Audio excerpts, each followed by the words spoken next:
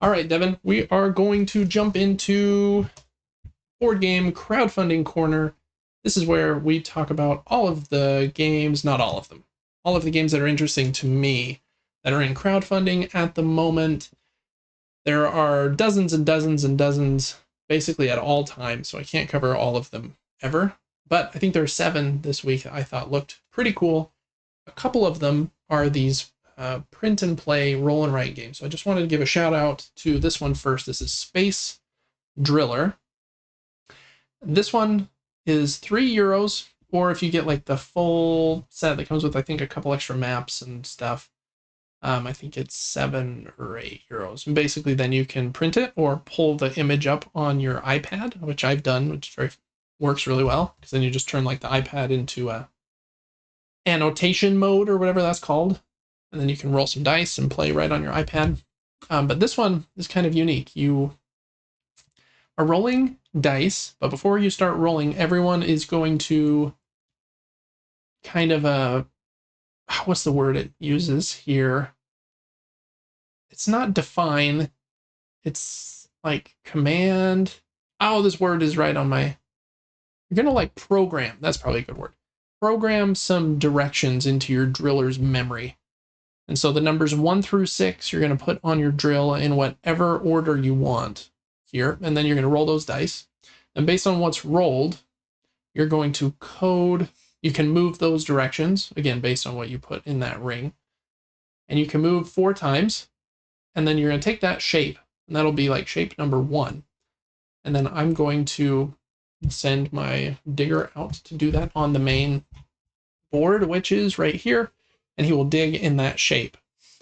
And then on turn 2, you'll do a similar thing, kind of programming a second robot in a different shape, and then you're telling that robot to go dig somewhere. If you ever dig on the same hexagon as you've dug before, you'll lose a point. So you want to be really careful about those shapes that you're coding into your robots. Seems pretty simple, but kind of fun. I like, very picky with these print and play roll and writes because there are so many that come out, but the ones that look like a step above, high quality, I think are really cool. It's a cool system where a lot of these, like the game's ready, and after the campaign's over, you'll get the access to the files in like a week, which, for crowdfunding is very short compared to some games when after 2 years you still don't have it. So anyways, that one is what I say it was called, something Driller. Oh, go faster. Space Driller has 6 days left, ends on December 11th. Next up is a game called Vestige from Orange Nebula Games. This is kind of a reworking of an earlier game that they have done that is very well loved called Vindication.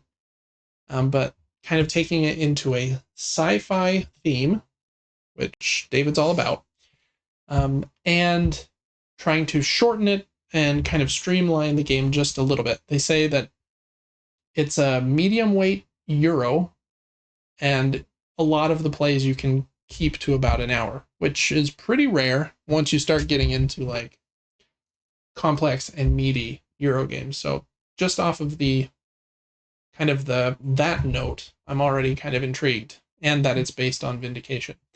In this game, you are building kind of a tableau or a network of cards that are kind of like all your buddies in your network, and you can activate them with your cubes in here. Your cubes have this cool system where this is a double layered board, and your cubes will slide back and forth however you want to allocate them. You have like potential, and that can be allocated into influence, which can then be moved if you want to into conviction. And influence and conviction are used for different things. So you're kind of trying to decide what kind of personality do I want to like morph for my character here. You're moving around this board on the left side by placing your little piece in between 3 of these hexagons, and then you can use or basically visit one of those adjacent hexagons to do an action there. And then you can play some cards and do some stuff. Over here on the right, I guess just a little shout out. Both of these boards are neoprene mats, even in the lower version. Super cool. This board on the right, they said kind of the design philosophy they had here was primary and secondary colors. So, red, yellow, and blue, combining them into a secondary color. There are 3 different primary kind of traits or something here. Ambition. I can't see. I'm like too zoomed out. I don't know what that says. Might, ambition, and courage or something. And then at the middle points between those are some secondary traits that are kind of associated with those. And you'll be putting your own cubes out there, and you can move them. And I think you have to have one in both of the primaries to like move them into the secondary, but then you can't split it back out. Kind of an interesting system again of like how am I going to morph kind of my personality with my character, and like what do I want to focus on. Cool system with cards all around it as well.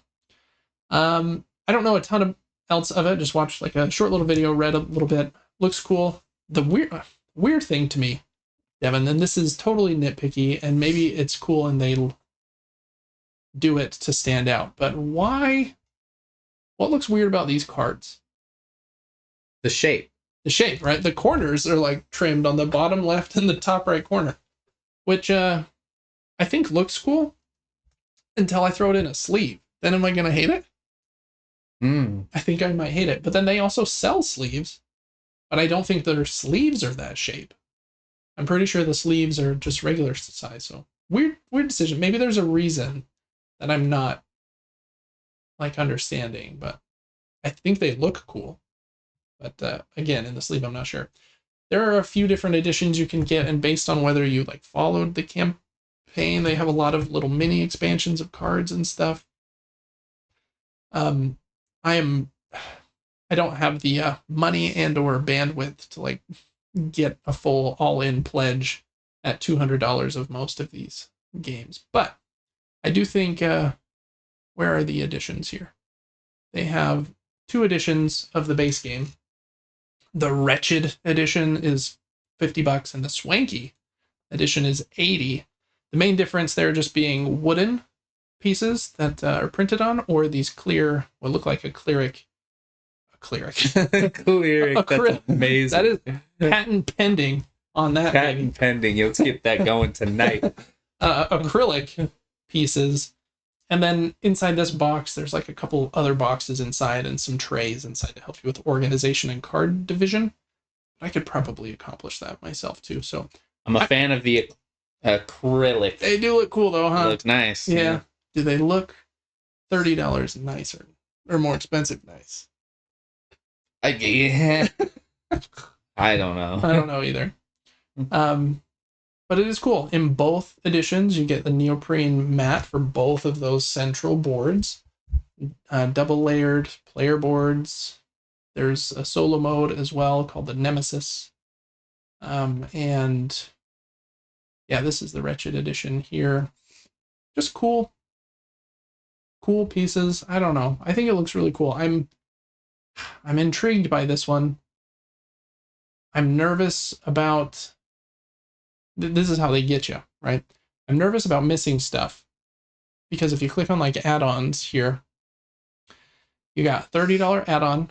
This one adds 4 playmats that are like your player playmat. I don't need that, so I can skip that one. Oh, look how cool they are, though. They are cool. Devin sold. Then this is a 5th and 6th player expansion for either $19 for the fancy version or $12 for the wooden version. Then you've got, if you want more playmats for the 5th and 6th player, here is a map module for $12. Has more map tokens, so more variability in the random setup.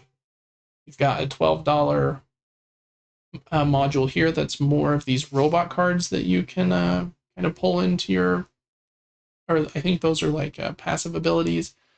Then a lot of these $5 12 card packs. You got 1, 2, 3, 4, 5, 6, 7, This one's at $8. It also includes 2 hollow foil chop bots. And so that was like 8 times 8 times 6 times $5 plus 3, $43 for those. And then if you want like books and sleeves and stuff. So part of me is like, this game looks really interesting. I want to just try it out and just go with the basic level. And that seems cool. They also have this cool thing they're doing, but this is how they get you. Dude, this looks just like Cyberpunk. Yeah, it looks like a very cool The characters look just like Cyber. Look at that. Yeah. Cyberpunk is a genre. Really? Long before like Cyberpunk 2077, the video game came out. Really? Yeah. So I think it's meant to kind of look like it's in that, cyberpunk robot genre. I wanted to show you this. Is pretty cool. Free worldwide shipping if your pledge is over $100. So I'm like, okay, if you get a pledge at $101, free shipping, because the shipping is not inexpensive. If I got the $49 game, I'm adding $15. But then I'm gonna miss all those $5 card packs. It's just a lot of like content to miss, in my opinion. When you have to buy the soft vinyl buddy. Yeah, the soft vinyl buddy. Where did he go? He's in your cart right now.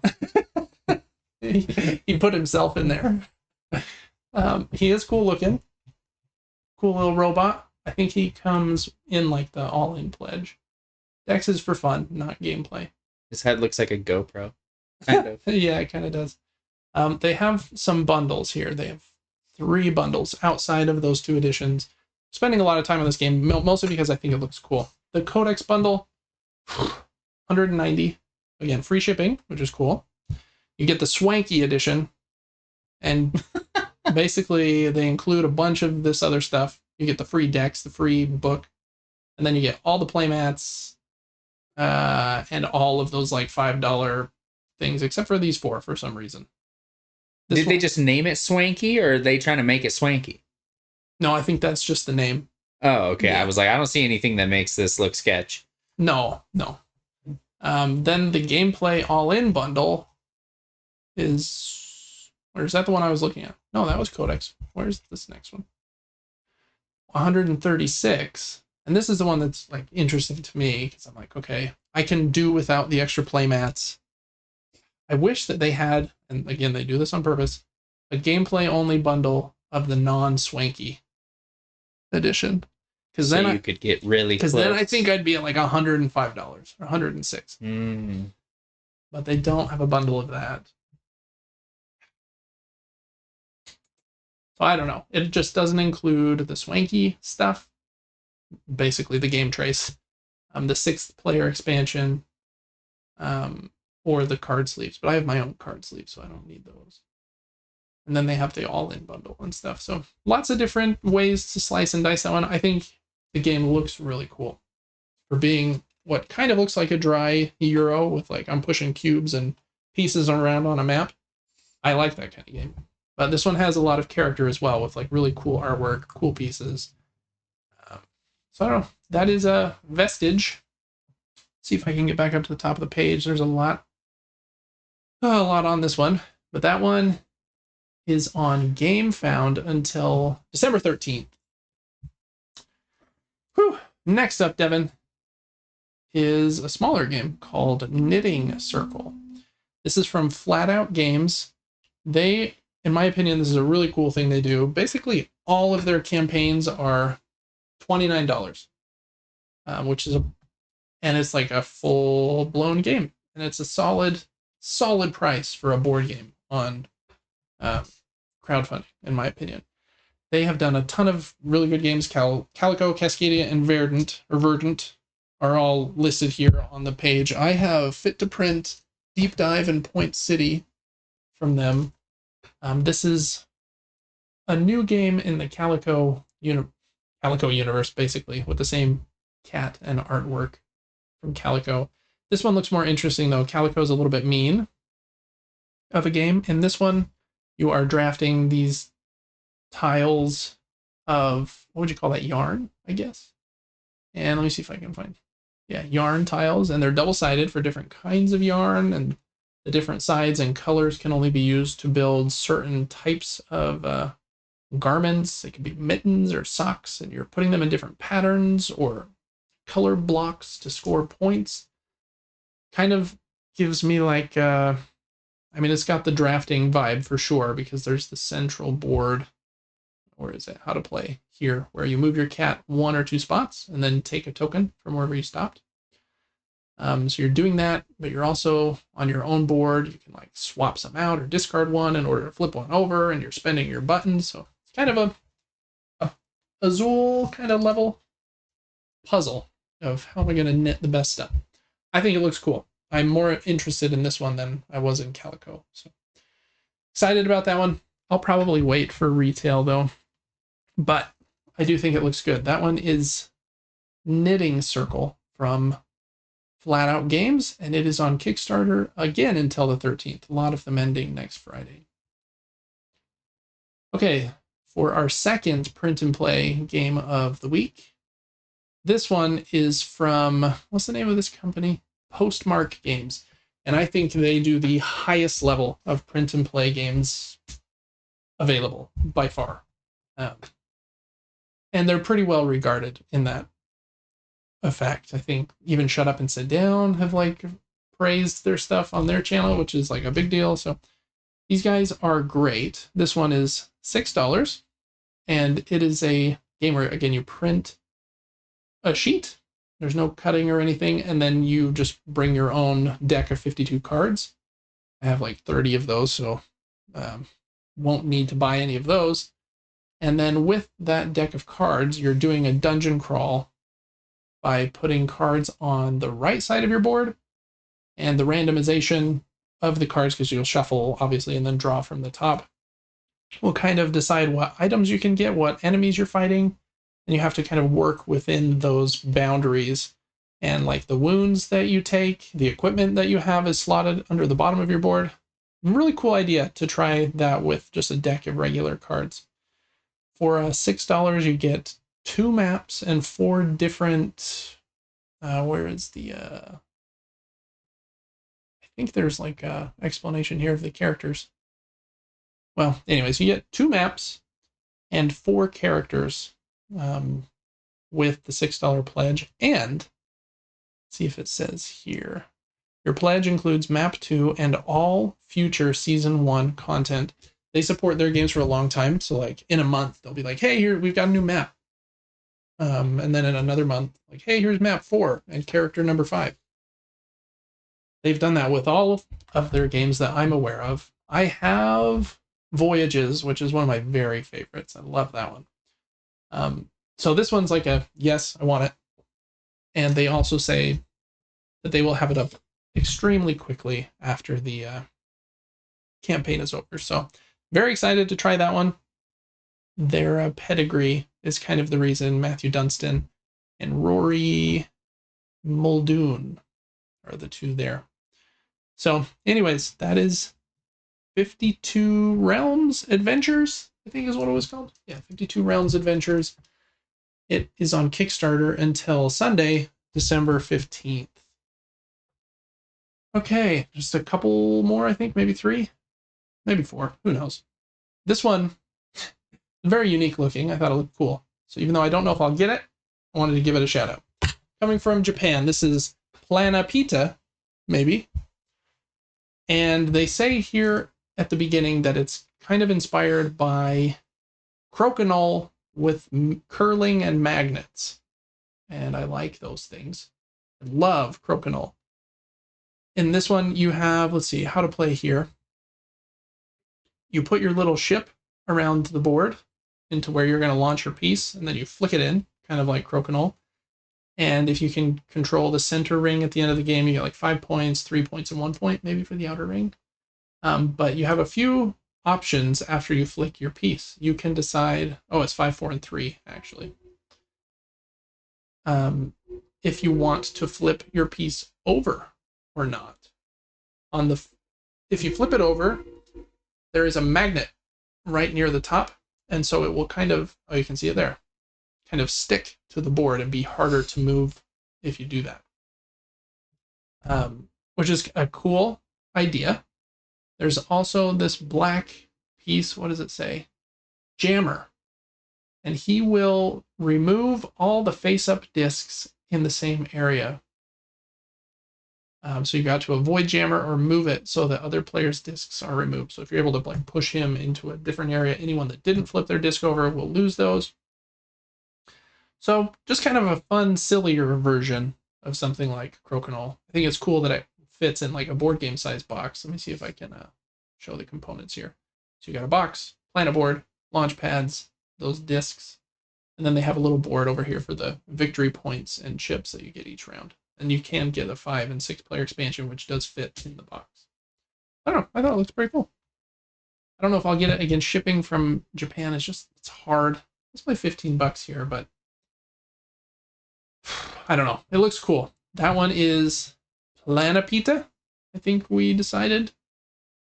I decided. Yeah, I said Planepita when I saw it. Planepita. Okay. But it's probably Planepita because it's one word.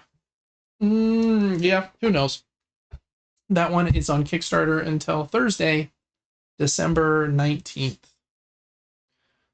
All right, Devin. And then I think there's 2 more. Am I right? Yes, sir. Okay. Both of these are big dungeon crawl cooperative games that are not usually David's cup of tea, but these 2 come from really big and well-liked studios, Simon, and we'll get to the other one afterwards. So I wanted to give them a shout out at least, just so that you were aware that these were going on. This is, I think, like the 3rd main printing of Cthulhu Death May Die, which came out in 2019 and is a very well-loved game. This one is basically, I think they call it a new core box, so you don't have to have had any of the old stuff. You can start with this, and it's kind of new monsters with the same system. So there's a new core box, but there is also a really crazy Awakening Godzilla expansion. The Godzilla statue is 21.5 inches tall. So his expansion is over $200 because of that. But then they say if you use that, I think, let me click here. You can use it to, I want to see. Oh, right here, Godzilla Rising. Oh, that's where I was. Yeah, compared to the other miniatures here. He a big boy. You can play with him against the other Cthulhu miniature that was humongous from the earlier versions, like that. So if you want big old fights, then there you go. Or you could just get the new core box, which doesn't have Godzilla, but it's like their newest monsters in this system. It's called, what's it called? Forbidden. What was the name of this? Forbidden Reaches is the name of this core box. So you can also get some other expansions and I think the original stuff from seasons 1 and 2. If you like cooperative games and big like boss battler kind of things here, this one's supposed to be excellent. Again, it's usually not David's cup of tea. I would be more than happy to play it. I just I can't jump into a $310 boss battler knowing that I haven't loved one before. So anyways, that's Cthulhu Death May Die Forbidden Reaches on Gamefound until December 18th. And then last one is also another cooperative boss battler, I believe. Kind of dungeon crawl here is called Enormity. And this one is from the same team, if I remember correctly, that did Aeon Trespass Legacy, I think it's called. Another big game with big pieces that I haven't played. But, you know, this one's kind of sci-fi themed as opposed to the Cthulhu kind of theme we were seeing before. I'm sure they play very differently. This one, I think they put down here kind of their main tenets.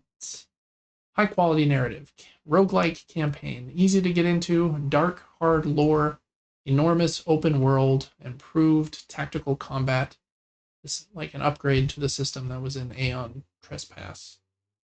Two different versions of the game. Again, I think most people that are interested in this are probably looking at the miniatures version. They do look better than the standees for sure, but that's 50 more bucks for those. But yeah, there's a lot of pledge levels here too. This Dead Spacer pledge, definitely a riff on Dead Space, has 5 boxes, it looks like, and it's 350 bucks. I do think the combat system and everything here looks pretty cool. Even this baseline pledge, it looks pretty cool still. Mm-hmm.